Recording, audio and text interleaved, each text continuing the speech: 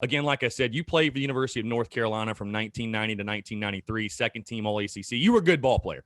And obviously, that's where you started your coaching career. You got to UNC as an assistant, again, 94 to 2007. I'm assuming you probably took like a GA job or whatever right after, but you were the assistant there and the associate head coach in 2007 to 2008. And again, you guys had that thing rolling. And you take a look.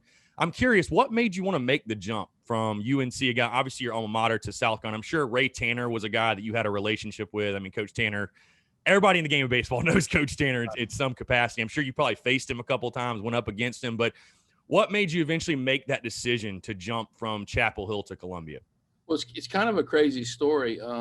We had it going pretty good there in Chapel Hill. I think we had been at that point in time to three College World Series appearances in a row, 2 national championship appearances in which we lost to Oregon State both times. But we were doing very well. We had some really, really good players. And at that point in time, Coach Tanner and I were close. And he was in the process of some transition there with his assistant coaches.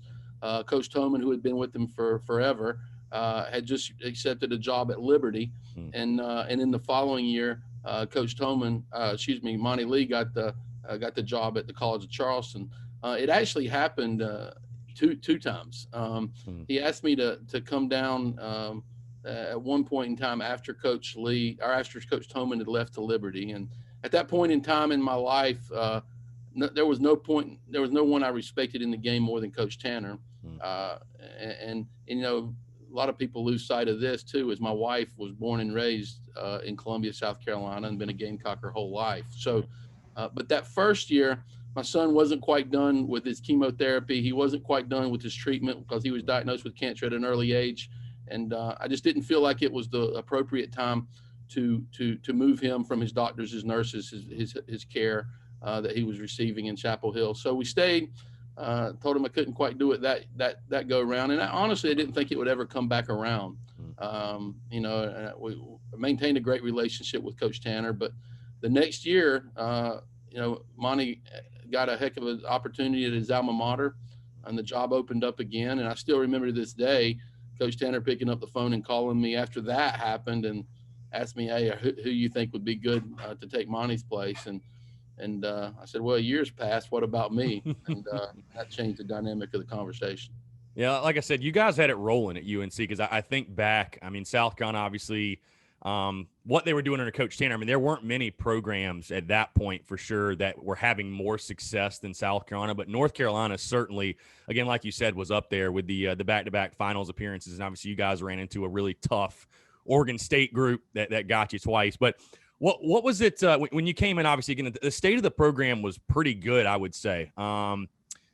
Did Coach Tanner, I guess, sell you on the fact of, again, I think South Carolina is a place that sells itself. And again, you got in at a great time with the new stadium, Founders Park coming together and things. The momentum with Gamecock baseball was certainly there, obviously, like I said. But, I mean, I'm sure you knew coming to Columbia there was going to be an opportunity to do some special things. I mean, you wouldn't have probably jumped from a program that, again, like I said, there weren't many programs, I would say, that were even on par with or maybe even ahead of South Carolina. But North Carolina, certainly, again, with what you guys were doing, was right there. Again, like I said, the opportunity to come to Columbia and do something special, I'm sure, had to play a big part in as well. Well, at that time, and I'm not going to, at that point in time in the summer of 2008, Coach,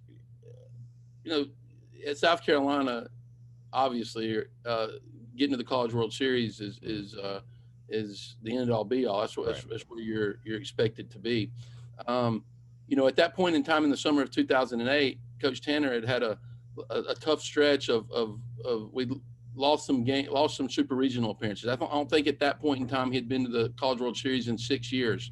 And in Columbia, that's a drought, not, and that's not fair to judge where the state of the program is based on where you College World Series appearance, because he was in the Super Regional every year, and winning SEC championships. So it wasn't like there was anything wrong. Like you said, the program was in great shape.